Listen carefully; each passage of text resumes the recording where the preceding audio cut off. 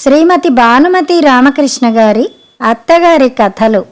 అత్త తోటికోడలీయం.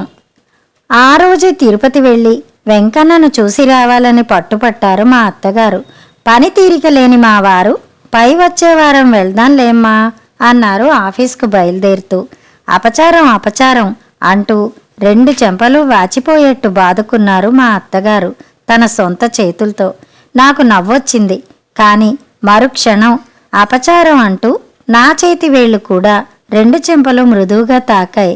మరేమిటంటావురా అన్నారు మడిలో ఉన్న మా అత్తగారు మర్చిపోయి వాకిలికేసిన కర్టెన్ ముట్టుకుని నేను చూసేలోగానే దూరం జరుగుతూ.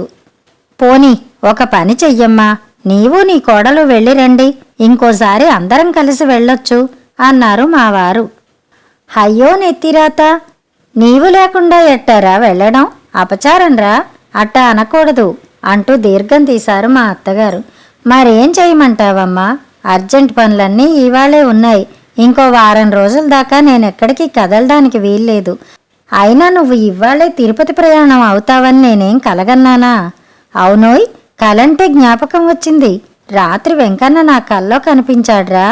ఎట్టా వచ్చాడనుకున్నావు? మన పక్కింటి పురుషోత్తమాచార్లు లేడు, ముసలాయన, ఆయనలాగా వచ్చాడ్రా. ఒంటి నిండా నామాలతో వెండి పొన్ను వేసిన కర్ర ఒకటి చేత పట్టుకుని వాకిట్లోకి వస్తూనే అమ్మణ్ణి ఒక్క కేకేశాడ్రా. ఓయమ్మా, ఇదేమిటి ముసలాయనకింత కోపం వచ్చిందనుకుంటూ వంటింట్లో వంట చేస్తున్న దాన్నల్లా చేతుల్లో ఉన్న తప్పేళ ఆ పళంగా అక్కడే పడేసి హాల్లోకి పరిగెత్తుకొచ్చాను. అన్నట్లు ఆ హాలు మళ్ళీ మన ఈ హాల్లాగా లేదు. ఆ వంటిల్లు మన ఈ వంటిల్లు కాదు, మీ తాతగారి ఇంట్లో ఉండే వంటింటి లాంటిదీని, మా పెద్దండ్రి వాళ్ళ ఇంటి హాల్ లాంటిదీని కనిపించాయిరా. ఏదో ఒకట్లేమ్మా, త్వరగా చెప్పు, పోవాలి అన్నారు అప్పుడే టిఫిన్ తినే ఆయాసపడుతున్న మా వారు. అపచారంరా, అట్టా అనకు. ఆ నామాల ముసలాయన ఎవరో కాదురా, వెంకన్నే. సాక్షాత్తు ఆ వడ్డీకి అసలువాడే అట్టా వచ్చాడ్రా. ఇంతకు ఏమైందనుకున్నావు? నన్ను చూస్తూనే ఆ ముసలాయన మండిపడుతూ, ఏ అమ్మణ్ణి, నీ కండ్లు నెత్తికెక్కినట్లున్నాయే, నన్ను చూడటానికి రావడం బొత్తిగా మానేశావే, నేనొక్కడిని ఉన్నానన్న మాటే మర్చిపోయావా, ఇంత పొగరా నీకు అంటూ చేతిలో ఉన్న కర్రతో నా నెత్తిమీద బాదడం మొదలెట్టాడ్రా. తలంతా బొప్పెలు కట్టిందంటే నమ్ము, కళ్ళేనే అనుకుంటానట. చూసావా, నేను తిరుపతి రాలేదన్న కోపంతో వెంకన్న ఈ విధంగా వచ్చి దండిస్తున్నాడు అని మా అత్తగారు అంటుంటే మా వారు పక్కున నవ్వి, భలే దేవుడే, మొత్తానికి తాను చూడటానికి రాకపోతే తన్ని రప్పించుకుంటున్నాడు అన్నారు. అపచారంరా, వెంకన్నతో వేళాకోళా లేవిట్రా. వెంకన్నంటే ఏమనుకున్నావు? తప్పుంటే చెప్పు తీసుకుని కూడా తంతాడ్రా. వెనకటికి మా అత్తగారిని వెండి చెప్పుతో కొట్టాట కల్లో కనబడి.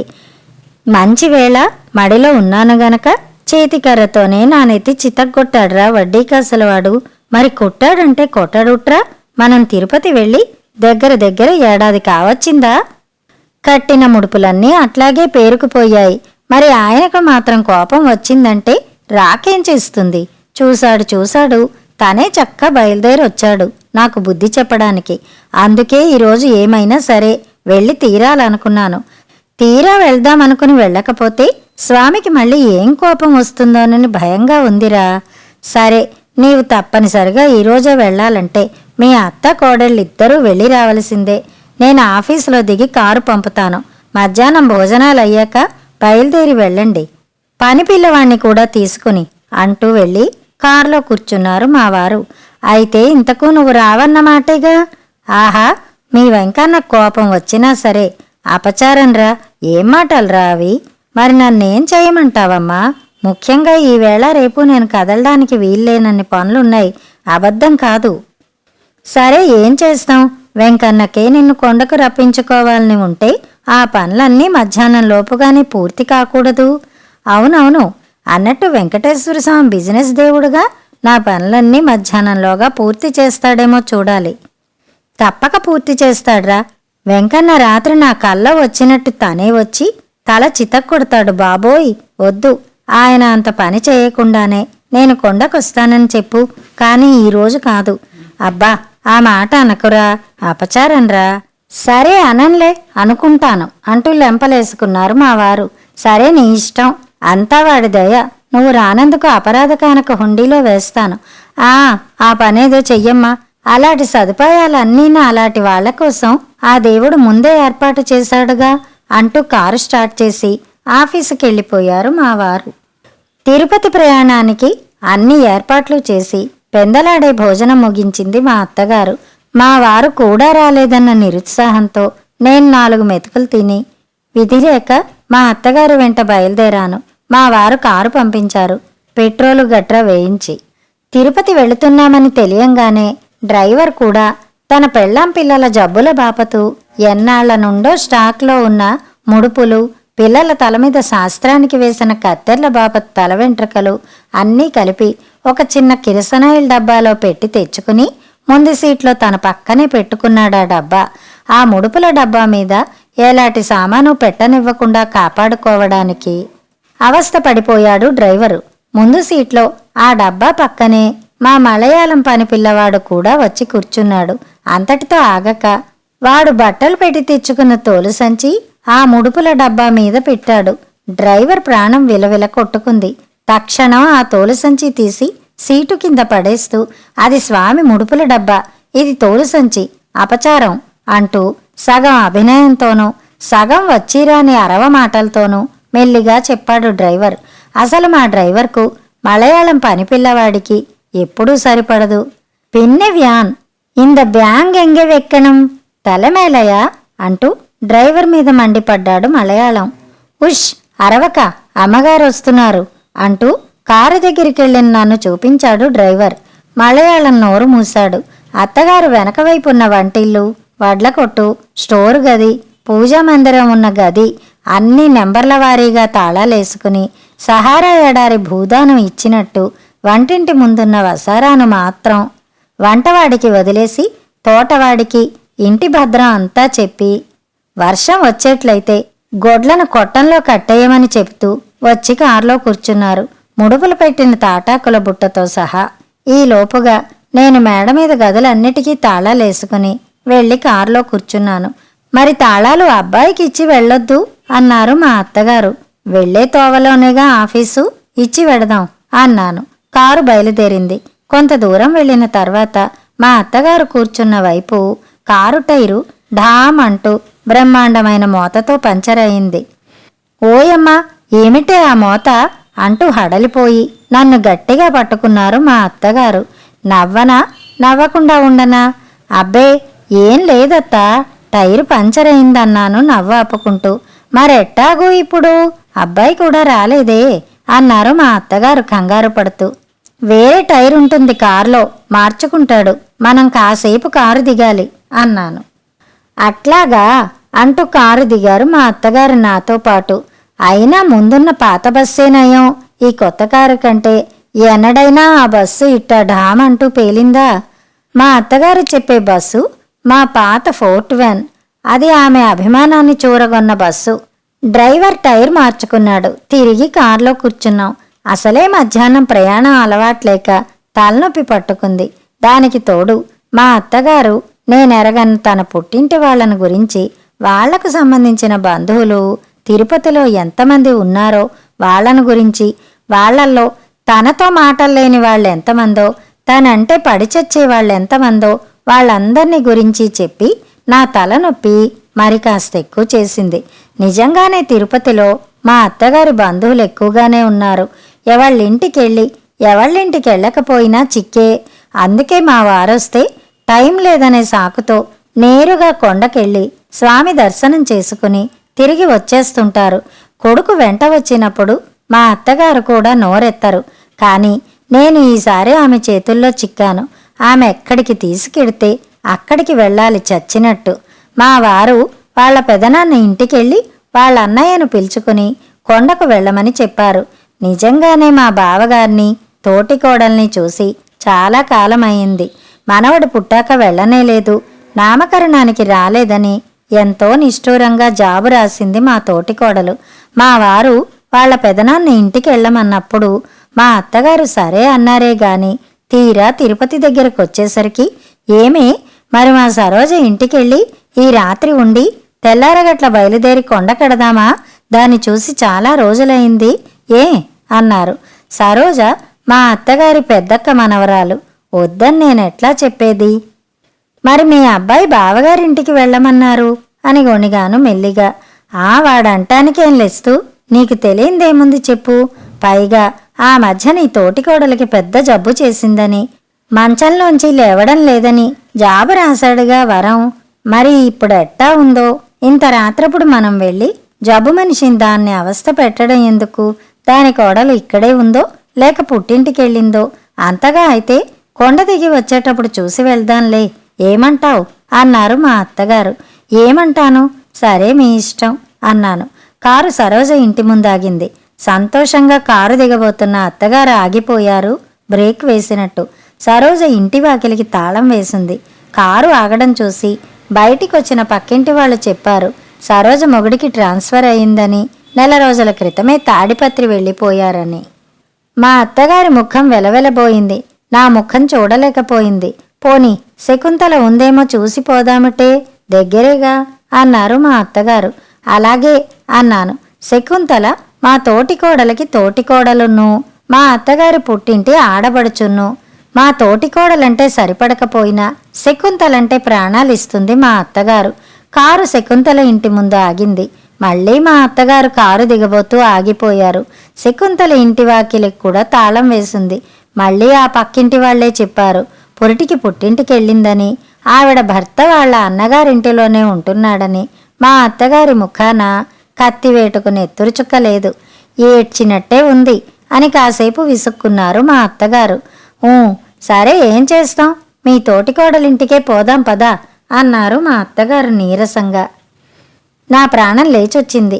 మా తోటికోడలింటి ముందు కారు ఆగింది. ఈసారి మా అత్తగారు బిగుసుకుపోయి కూర్చున్నారు. నేనే ముందు కారు దిగాను. నన్ను చూస్తూనే మా బావగారు ఎక్కడలేని సంతోషంతో ఇంట్లోంచి పరిగెత్తుకొచ్చారు కారు దగ్గరికి. రామ్మా, ఎన్నాళ్ళకు కనిపించావు? కారులో ఎవరు? కక్కే. ఏం కక్కి, కారులోనే కూర్చున్నావు? లోపలికి రా, ముదిమనవణ్ణి చూద్దూగాని. ఏమిటో మీరంతా మమ్మల్ని బొత్తిగా మరిచిపోయారు అన్నట్టు తమ్ముడు రాలేదే? అర్జెంట్ పనులున్నాయని ఆగిపోయారు. అట్టాగా? వాడికెప్పుడూ అర్జెంట్ పనులే. ఇదిగో డ్రైవర్, కారు తీసుకెళ్ళి వీధి చివరున్న వియ్యన్న గారింటి షెడ్లో పెట్టు.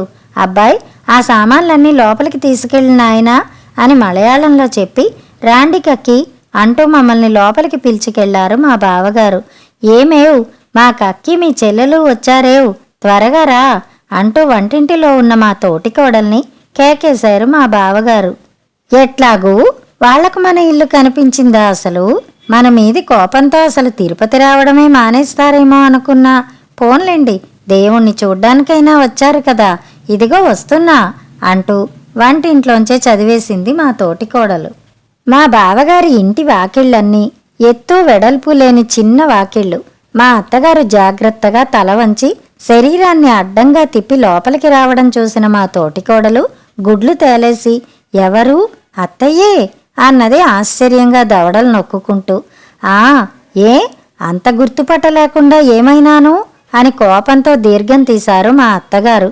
దిష్టి తగులుతుందని పమిట కొంగు ఒంటి నిండా కప్పుకుంటూ. అబ్బే, మీరేం కాలేదత్తా, మీ శరీరమే ఏదో. నీ ముఖంలే, త్వరగా వెళ్ళి మరదల భోజనం సంగతి చూడు అంటూ మా బావగారు గుడ్లురిమి చూశారు మా తోటికోడల్ని. ఎందుకట్టా నన్ను గుడ్లురిమి చూస్తారు? తప్పేవన్నాను? ఒకప్పుడు నేను ఈ వాకిళ్ళన్నీ పట్టనని మీ కక్కి అందరికీ చెప్పి నవ్వలా? నేనేమీ నవ్వలేదమ్మోయ్ అంటూ మా అత్తగారు నట్టింటి గుంజ కానుకుని కృష్ణ అంటూ కూర్చున్నారు. మా అత్తగారు చూడకుండా మా బావగారు మా తోటికోడల్ని చూసి పళ్ళు కొరుకుతూ, అబ్బా, నీ నోరు కుట్టి కుదుళ్లలో పెట్టినా ఊరుకోదు కదా, ముందు వెళ్ళి మరదలు భోజనం సంగతి చూడమంటే. అట్లాగే నా కోసం అట్టే పెట్టిన ఆవు పాలున్నాయేమో కక్కికివ్వు, ఈ పూట నాకు అక్కర్లా. ఎందుకురా, నా కోడలు నా కోసం ఫ్లాస్క్లో తెచ్చింది మా ఇంటి ఆవు పాలు, చాలు, ఉన్నాయిగా.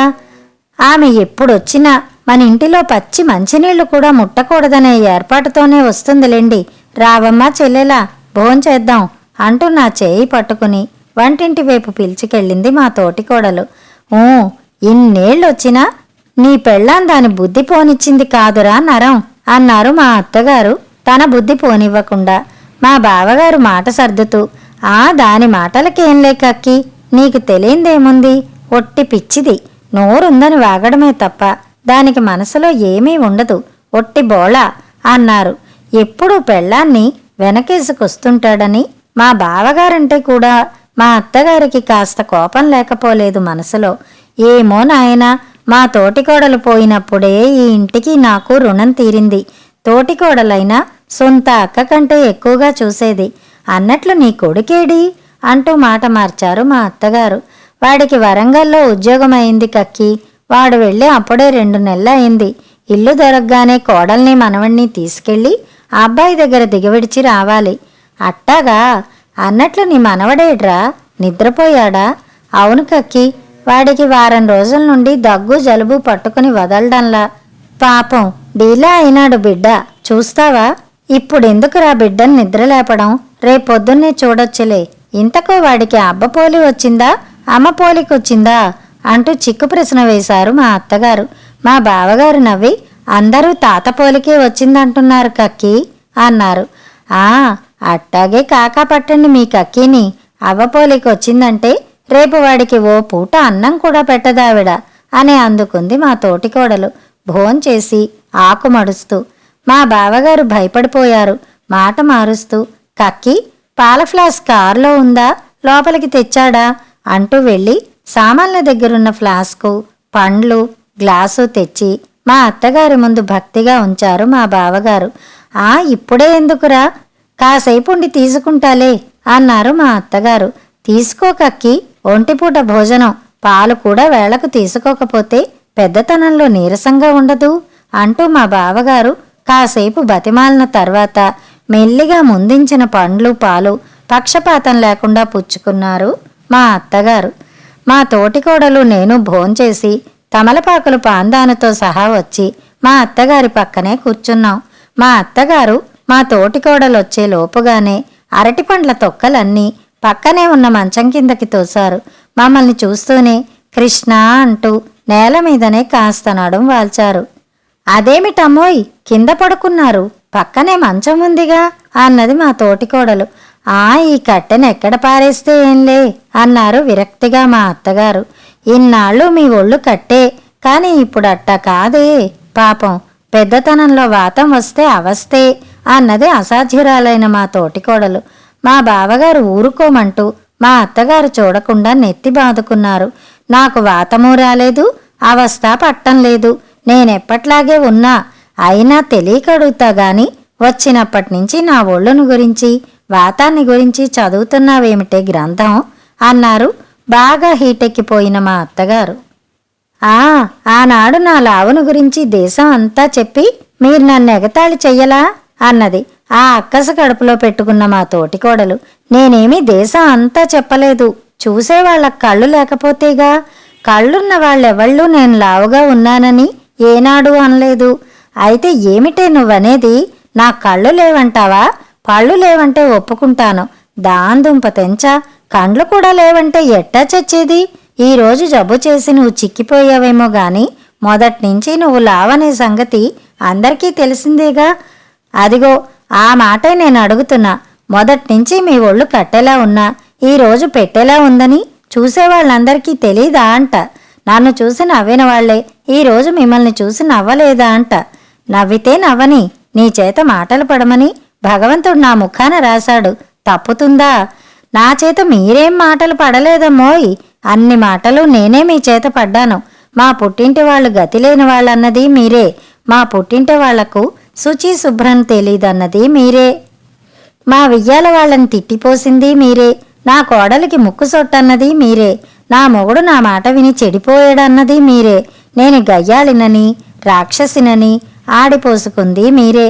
ఆగిపోయావే, ఇంకా చదువు, నీ నోటికి అడ్డేముంది? ఎన్ని అభాండాలైనా వేస్తావు. నేనే అభాండాలు వేయడంలా. ముఖం ఉంది, అద్దం ఉంది అనలేదని ప్రమాణం చెయ్యండి. మధ్య నేనెందుకే ప్రమాణం చెయ్యటం? పాపం ఎక్కడుంటే భయం అక్కడుంటుంది.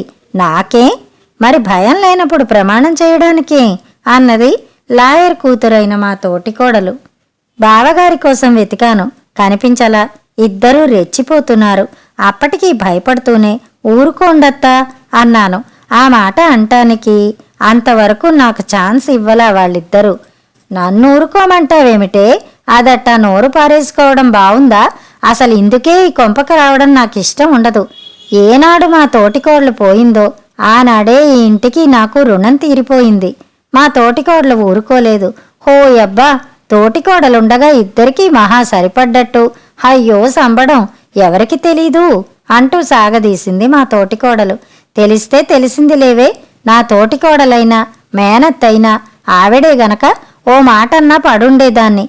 నీలాగా నా తోటికోడలు అత్తను అడవులు పట్టించలేదు. అదుగో ఆ మాటే అనొద్దంట. అత్తను నేనా అడవులు పట్టించాను. మొగుడు చచ్చిన ఆడబడుచున్న నానా అవస్థలో పెట్టి అడుక్కు తినేట్టు చేసింది నేనా అంట. నేనే అడుక్కు తినమని పంపలేదు. అడుక్కు తినే బుద్ధులు ఉండేవాళ్లే అడుక్కు తింటారు. ఇంతకు దాని పిల్లని పుట్టింటి వాళ్లల్లో ఇచ్చుకుందనేగా దాన్నింతగా వెనకేసుకురావడం. నేనేం వెనకేసుకురాలా. ఆవిడ నా గతి చేసినందుకు ఊరు నాడు అనుకుంటేనో. ఓ యబ్బా, నువ్వు అత్తను పెట్టిన అగచాట్లు ఎవ్వరూ అనుకోనట్టు మీలాంటి వాళ్ళు తప్ప ఎవ్వరూ అనుకోలేదు. మంచాన పడ్డ ఆవిడికి నేను చేసిన చాకిరి ఊరందరికీ తెలిసిందేగా. నిజం నిలకడ మీద తెలుస్తుంది. తెలుస్తుంది. నీ నోటికి భయపడితే తెలియకేం చేస్తుంది? అదిగో మళ్ళీ ఆ మాటే అనొద్దంట. నా నోరు అంటారు. మీ నోటికి భయపడందెవరు? మీ పేరంటేనే నా పుట్టింటి వాళ్ళు హడలు చేస్తారాయిరే. నా పేరంటే కాదేవు, నీ పేరంటేనే నా పుట్టింటి వాళ్ళు భయపడి చేస్తారు. ఎందుకీ సిగ్గులేని మాటలు? పోనిస్తూ ఎవరైనా వింటే నవ్విపోతారు. ఎవరికి తెలీదు ఎవరి నోరెట్టాంటిదో? అందరికీ తెలుసు అన్నది మా తోటికోడలు చేతులు తిప్పుతూ. ఇక లాభం లేదని నువ్వైనా ఊరుకోవమ్మా అంటూ మా తోటికోడలు చెయ్యి పట్టుకుని లేవదీసి వంటింటి వైపు తీసుకెళ్లాను. మా తోటికోడలి కోడలు మా అత్తగారి దగ్గర కూర్చొని ఊరుకోండవ్వా అంటూ బతిమాలింది. అంతా సద్దుమణిగాక బయట్నుంచే మా బావగారు పిల్లిలాగా లోపలికొచ్చారు. తెల్లారగట్ల 3ంటికే లేచి వేడి నీళ్లు పెట్టింది మా తోటికోడలు మా స్నానాలకు. అప్పటికే స్నానం గీన ముగించుకుని మా బావగారు డ్రైవర్ను నిద్రలేపటానికి వెళ్లారు.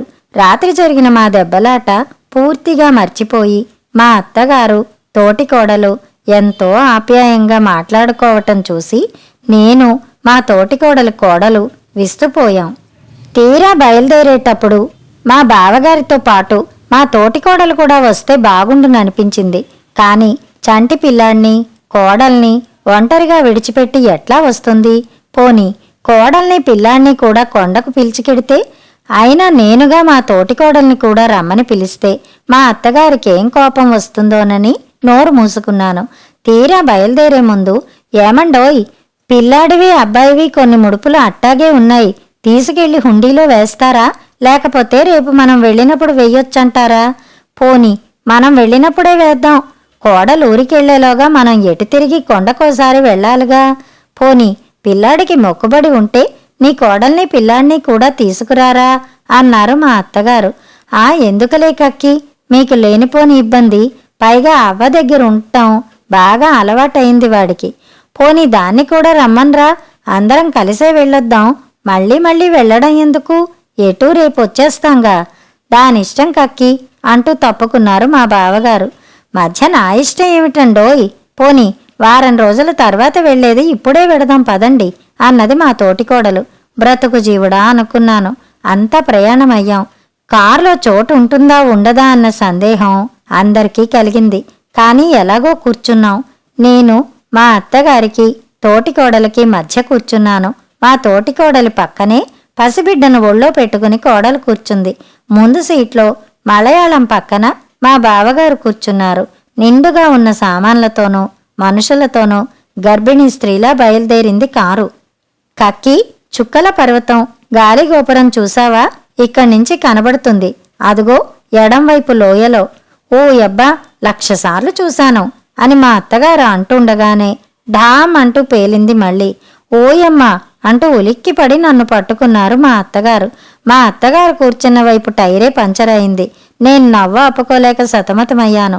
మళ్ళీ ఏ ఇనపమేకో టైర్లో దిగుంటుంది, లేక టైరే బరెస్ట్ అయి ఉంటుంది. అయినా మా అత్తగారు కూర్చున్న వైపే 2 సార్లు పంచర్ కావాలా? మా తోటి కోడలు మూతికి పమిట కొంగు అడ్డం పెట్టుకుని నవ్వుకుంది. మళ్ళీ ఏమొచ్చిందే అన్నారు మా అత్తగారు. ఏం రాలేదు, టైర్ పంచర్ అయింది అన్నాను. అయ్యో నీ టైర్ దొంగల దోలా, ఇవేం టూర్లు, ఇదేం కారు, మాట మాట్లాడితే ఢామ్ ఢామ్ అంటూ పేలిపోతుందేమిటే వెధవ కారు అని విసుక్కుంటూ మాతో పాటు కారు దిగారు మా అత్తగారు. టైర్ పంచర్ అయితే కారేం చేస్తుంది కక్కి, మరో స్పేర్ టైర్ వేసుకోవోయ్ అన్నారు డ్రైవర్తో మా బావగారు. డ్రైవర్ భయపడుతూ నుంచున్నాడు. నా గుండె గతుక్కుమంది. అన్నట్లు ఉన్న స్పేర్ టైర్ కాస్త మొదట పంచర్ అయినప్పుడే వేసేశాడు. ఏం చేయడం? చూస్తూ నిలబడతావేం డ్రైవర్ అని గద్దించాడు మా బావగారు. విధి లేక నేనే చెప్పాను. బయలుదేరిన వెంటనే ఒక టైరు పంచర్ అయిందని, అప్పుడు వేసిన స్పేర్ టైరే ఇప్పుడు పంచర్ అయిందని. అట్లాగా? అరే, అయితే ఏదైనా బస్సు వస్తుందిగా ఇప్పుడు, అందులో మనం అంతా కొండకెళ్దాం. కారు ఇక్కడే ఉంచి ఈ పని పిల్లవాడిని కాసేపు కారు కాపలా ఉండమని డ్రైవర్ని దిగువ తిరుపతికి పంపించి టైర్లు రిపేరు చేసుకు రమ్మంటే సరి అంటూ కారులో ఉన్న సామాన్లన్నీ కిందకి దించారు మా బావగారు. అబ్బే, ఆ పాత బస్సు ఎన్నడూ ఇట్టా పంచరు కాలేదు, పాడు కాలేదు అన్నారు మా అత్తగారు రోడ్డు పక్కనున్న బండ మీద కూర్చుంటూ. అందుకనేగా ఇప్పుడు మీకోసం బస్సులో పోబోతున్నాం అన్నది మా తోటి కోడలు నవ్వుతూ. మా కాలంలో బస్సులు కాకపోతే ఈ కార్లన్నీ ఎక్కడున్నాయిలే అన్నారు మా అత్తగారు. మా పెదనాన్నకు కారుండేది. చిన్నప్పుడంతా నేను ఆ కారులోనే తిరిగేదాన్ని. మాకు పెదనాన్నలు లేరు, కార్లు లేవు. మా నాన్న హయాంలో గుర్రపు సాటులోనే వెళ్లేవాళ్ళం ఎక్కడికి వెళ్లాలన్నా అన్నారు మా అత్తగారు మళ్లీ బిగుసుకుపోయి. మా బావగారికి కంగారు పట్టుకుంది. కక్కి వాళ్ళ నాన్నకు గుర్రబండి ఉండేదట క్యాంపులకెళ్లడానికి అంటూ మా తోటికోడల్ని నోరు మూసుకోమని గుడ్లురిమి చూశారు బావగారు. మా తోటికోడలు నోరు ఆటోమేటిక్ సిస్టంలో పనిచేస్తుంది. ఆవిడ వద్దనుకున్నా ఆవిడ నోరు ఆవిడ కంట్రోల్లో ఉండదు.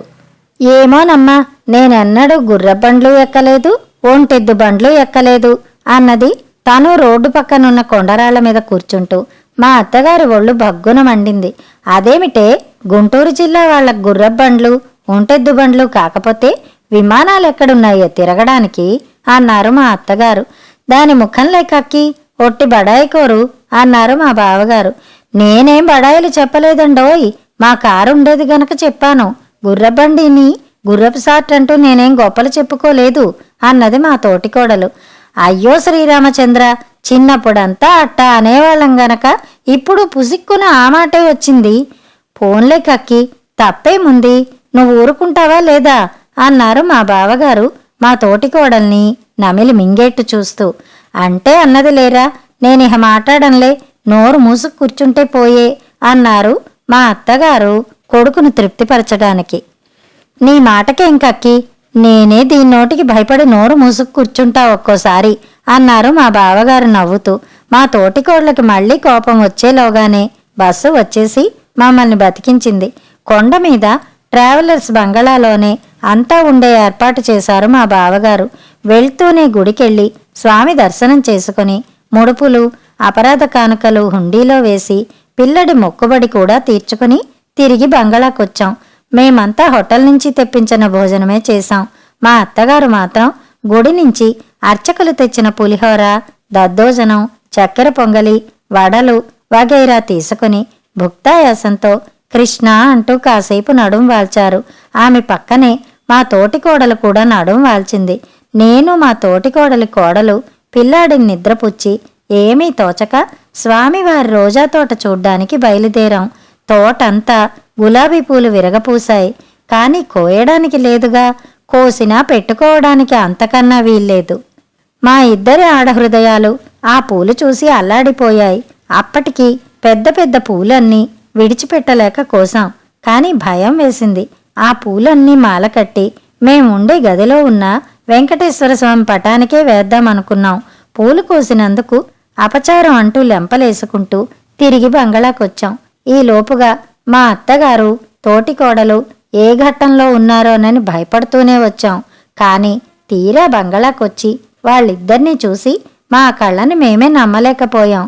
కలయో వైష్ణవమాయో అన్నట్టు మా అత్తగారు మా తోటికోడలు పడి పడి నవ్వుతూ పూండత్త అంటే చీ పోగాడిదా అనుకుంటున్నారు. మమ్మల్ని ఇద్దరినీ చూసి రాండే కోడళ్ళు, మీకు తొందరలో పప్పన్నం పెట్టే ఏర్పాట్లు చేస్తున్నాం అన్నారు ఇద్దరు ఏకకంఠంతో. అంటే మా తోటి కోడలి అన్న కొడుక్కు మా అత్తగారి పెద్దక్క రెండవ మనవరాల్ని ఇచ్చేట్టు వాళ్ళిద్దరిలో ఒప్పందాలు జరిగిపోయాయన్నమాట. మరి కట్నం మాట అన్నది మా అత్తగారు. ఆ కట్నమూ లేదు, కాకరకాయ లేదు, మీరుండండత్తా, మా అన్నని నేను ఒప్పిస్తాను, పరాయి వాళ్ళం గనకనా, అంతా బీరకాయ పీచేగా అన్నది మా తోటి కోడలు. అంతేలే, అయినా ఉన్న ఆస్తంతా మా అక్క ఇంకెవరికిస్తుంది, ఆ ఇద్దరు మనవరాళ్లకేగా. అయితే పెళ్లి కొండ మీదనేగా.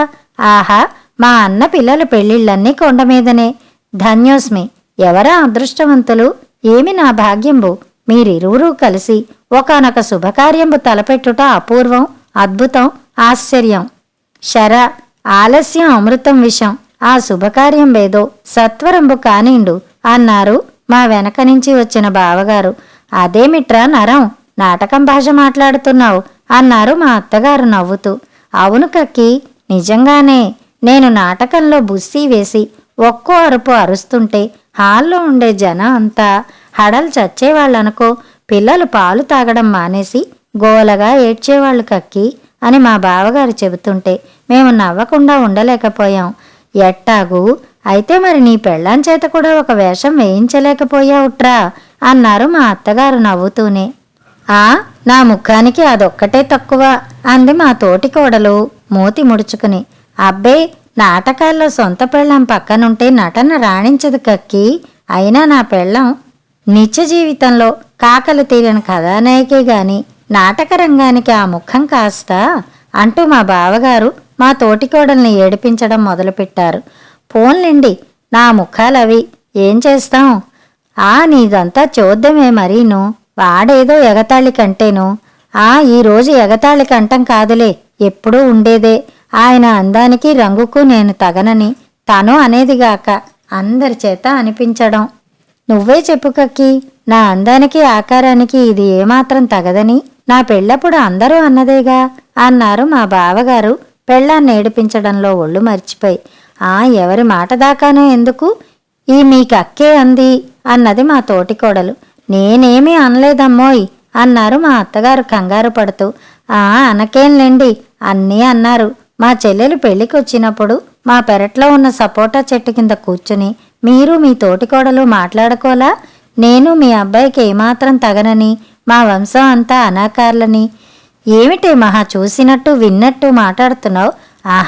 తెలియక అడుగుతా గాని నీ ఇంటికొచ్చి పట్టుమని ఓ పూటైనా ఉండని నేను మీ పెరట్లో ఉన్న సపోటా చెట్టు కింద తీరిగ్గా కూర్చోవచ్చానంట. మరీ అభాండాలు వేయడం నీకు అలవాటు కాకపోతేను. మా బావగారు మెల్లిగా అక్కడి నుంచి జారుకున్నారు. నేనే అభాండాలు వేయడం లేదమ్మోయ్ అని లేదండం మా వంశంలో లేదు అన్నది మా తోటికోడలు. ఏం వంశమో, మాయిదారి వంశం, పోనిద్దు అన్నారు మా అత్తగారు మూతి 3 వంకర్లు తిప్పి. మా తోటికోడలు తారాజువ్వలా లేచింది. మాది మాయిదారి వంశం, సరే ఒప్పుకున్నాను. మళ్ళీ ఆ మాయిదారి వంశంలో పిల్లాడే ఎందుకు కావాల్సి వచ్చాడంట మీ అక్క మనవరాలికి అంటూ నిలదీసింది మా తోటికోడలు. నాకెవ్వరూ కావలసి రాలేదు తల్లి, ప్రస్తావన వచ్చింది గనక అన్నాను. నీకు నీ వంశానికి ఒక్క నమస్కారం అంటూ మా అత్తగారు శరీరాన్ని ఒక ప్రదక్షిణ చేయించి లోపలికెళ్లారు. మా తోటికోడలు కూడా లేచి నిలబడ్డది. మా వంశానికే నిక్షేపం లాంటి వంశం ఎటొచ్చి కర్మం జాలక మీ రాక్షస వంశంలో వచ్చి పడ్డానే గాని మా అత్తగారు లోపల నుంచి అంటున్నారు. ఎవరిదే రాక్షస వంశం, ఎవరిదంట? బలవంతంగా అత్తను బకెట్లో కూర్చోబెట్టి బావిలో దించింది ఏ రాక్షసే? అయ్యో అయ్యో, మీ అన్యాయం కూలా, ఇంత అన్యాయమా? తల్లి మాటలు విని నన్ను అన్యాయంగా బకెట్లో పడేసి బావిలో దించింది మీ అబ్బాయా, నేనా? వాణ్ణెందుకంటావే, నోర్లేని ధర్మరాజు. మీ నోరు కాస్త అరువిస్తారని నీ నోటి ముందు నా నోరేం పనికొస్తుంది? నా వంశాన్నంతా హడలగొట్టిన నోరు నీది. మీ కౌరవ వంశాన్ని హడలగొట్టడం ఎవరి చేత అవుతుంది? హడలి చస్తారు. నేనొక్కతనే మొండికెత్తాను. కౌరవ వంశం మీది గాని మాది కాదేవు. మాది నోర్లేని పాండవ వంశం. మరి ఆ కౌరవ వంశంలో వాడి మెడకే మీ పాండురోగ పిల్లనెందుకు అంటగట్టాలని చూస్తున్నారు? మా పిల్లకు పాండురోగమూ లేదు. మీ ఉబ్బస పిల్లాడికి ఇవ్వం. అంటూ మా అత్తగారు మళ్ళీ లోపలికెళ్లారు. మా పిల్లాడికి ఉబ్బసమూ లేదు, మీ దిక్కుమాలిన సంబంధం మాకొద్దనూ వద్దు అంటూ తోటికోడలు కూడా లోపలికెళ్ళిపోయింది. గాలివాన వెలిసింది. కాని అన్యాయంగా కుదిరిన సంబంధాన్ని, కాబోయే పెళ్లిని వీళ్ళిద్దరూ పోట్లాడుకుని చెడగొట్టారే అని బాధపడ్డాను. మా బావగారు మెల్లిగా లోపలికొచ్చారు. ఆయనకు టైమింగ్స్ బాగా తెలుసననిపించింది. ఆ ప్రాంతాల్లోనే ఉండి ఉంటారు అంతవరకు. ఉన్నట్టుండి మా అత్తగారు సామానంతా తెచ్చి హాల్లో పడేస్తూ, బయలుదేరవే, ఇంక దీని ముఖం చూస్తూ ఇక్కడొక్క క్షణం ఉండను అన్నది. మరోవైపు నుండి బట్టల సంచి, పిల్లాడు ఆడుకునే బొమ్మలు అన్నీ తీసుకుని వచ్చి హాల్లో పడేస్తూ, బయలుదేరండి, ఇక ఈ మాటలు పడుతూ ఒక్క క్షణం ఉండలేను అన్నది మా తోటికోడలు. మా బావగారు తల పట్టుకుని కూర్చున్నారు. నేను మా తోటికోడల్ని బతిమాలి ప్రయాణం మాన్పించేసరికి తాతలు దిగొచ్చారు. మా తోటికోడలి కోడలు చిన్నపిల్లైనా ఎంతో ఇదిగా మా అత్తగారిని బతిమాలి తెల్లారుగట్ల సుప్రభాతం చూసిపోదామని నచ్చ చెప్పింది దగ్గర కూర్చుని. ఆ రాత్రి నిద్రపోయేదాకా మా అత్తగారిని, మా తోటికోడల్ని ఒకచోట చేరనీయకుండా నేను, మా తోటికోడలి కోడలు చెరుకళ్ళ దగ్గర కాపలా ఉండాల్సొచ్చింది. సుప్రభాతానికి వెళ్లడానికి తెల్లారుగట్ట 2ంటికే లేచాం. పిల్లాడి ఏడుపు, మా తోటికోడలి జోలపాట, మా అత్తగారి గోవిందనామాలు కలిసిన నేపథ్య సంగీతంతో స్నానాలు ముగించుకుని అందరికంటే ముందే గుడి దగ్గరికెళ్ళాం. తలుపులు తీయడానికి కాసేపు, అర్చకుల కోసం కాసేపు కాచుకున్నాం. కౌసల్య సుప్రజారామ అని ఆరంభిస్తూనే మా అత్తగారు మైకం వచ్చి పడిపోయారు. అందరూ కంగారు పడిపోయాం. అంతకు ముందు నుంచి కడుపులో వికారంగా ఉందంటున్న మా తోటికోడలు కూడా తల తిరుగుతోందని పడిపోయింది. ఇద్దరూ ఒక్కసారిగా అట్లా పడిపోవడం చూసి అందరం నోట మాట లేకుండా కొయ్యబారిపోయాం. ఏదో అపచారం జరిగి ఉంటుంది అని అక్కడున్న వాళ్ళంతా అనుకోవడం వినిపించింది. అసలే వాత శరీరాలు, పైత్యతత్వాలు తెల్లవారుజామున లేచేసరికి నిద్ర చాలక మరి కాస్త పైచించాయి శరీరాలు అంటూ కాసిని చన్నీళ్లు ఇద్దరి ముఖాల మీద చల్లారు మా బావగారు. కాసేపటికి ఇద్దరూ మెల్లిగా లేచి కూర్చున్నారు. ఒకళ్ళ ముఖాలు ఒకళ్ళు చూసుకున్నారు. అపచారం వెంకన్న, అపచారం జరిగింది నాయనా అంటూ 2 చేతులు పెళ్ళును కొట్టుకున్నారు మా అత్తగారు. అపచారం వెంకట్రమణ, అపచారం అయింది తండ్రి అంటూ పెడేలుమని కొట్టుకుంది 2 చెంపలు మా తోటికోడలు. దీని భావమేమి తిరుమలేసా అన్నట్టు మేమంతా వాళ్ళిద్దరినీ చూస్తూ ఉండిపోయాం. చూసావటే, వదరవాకే అంటే వింటావా? మనం ఎన్ని అనుకుంటే మాట ఇచ్చాం వెంకన్నకు, ఆయన ఊరుకుంటాడా? కొండ మీద పెళ్లి చేద్దాం అనుకున్నామా లేదా? అవును అనుకున్నాం అన్నది మా తోటికోడలు నీరసంగా తలూపుతూ. నీ ఇష్టం వచ్చినట్లుగా వాగావు, ఇప్పుడైనా తెలిసిందా వెంకన్న కోపం వచ్చిందే అన్నారు మా అత్తగారు. అదే నేను ఆ మాటే అనుకున్నా, లేకపోతే ఎన్నడూ లేంది నేనిట్లా తల తిరిగి పడిపోవడం ఏమిటి అన్నది మా తోటికోడలు. పోనీలే, ఇది ఒకందుకు మంచిదయింది, ఆ పెళ్ళేదో త్వరగా కానివ్వండి అన్నారు మా బావగారు నవ్వుతూ. ఏమంటావు అన్నారు మా అత్తగారు. నేనంటానికేముందత్తా, అంతా అదుగో ఆ ఏడుకొండలవాడి దయ. వెళ్తూనే మా అన్నకు జాబు రాసి శుభలేఖలు వేయించమంటాను అంటూ ఉండగానే సుప్రభాతం అయిపోయింది. బంగారు వాకిలికి వేసిన తెర తొలగించారు. గోవిందా అంటూ అందరం శ్రీనివాసమూర్తి దర్శనం చేసుకున్నాం. కొండ దిగి వచ్చినంతసేపు కాబోయే పెళ్లికి దూరవారంలో ఉండే బంధువుల్ని, ఎవరెవరిని పిలవాలో, ఎవరొస్తారో ఎవరు రారో మొదలైన విషయాలన్నీ మాట్లాడుతూనే వచ్చారు మా అత్తగారు తోటికోడలును. ఆ రోజు వాళ్ళింట్లో ఉండిపోమ్మని ఎంతో బతిమాలింది మా తోటికోడలు. మా అత్తగారు మెత్తపడ్డారు. బాబోయ్, నా గుండెల్లో రైళ్లు పరిగెత్తాయి. వాళ్ళిద్దరితోనూ దినదినగండ 100 ఆయుష్ సమాచారం. మళ్ళీ అగ్నిపర్వతాలు బద్దలు కాకముందే అక్కడి నుంచి బయటపడాలనిపించింది. మా బావగారికి అదే భయంలా ఉంది. పాపం, ఎందుకు లేవే, పెళ్లికి మళ్ళీ వస్తారుగా అన్నారు మమ్మల్ని సాగనంపుతూ. అన్నట్లు మేం గనక ఆ రోజు అక్కడ ఆగితే ఆ పెళ్లి కూడా మళ్ళీ ఆగిపోతుందన్న భయం. ఇంక జన్మలో మా వారు లేకుండా తిరుపతి వెళ్లడం ఆట్టే క్షేమం కాదనిపించింది.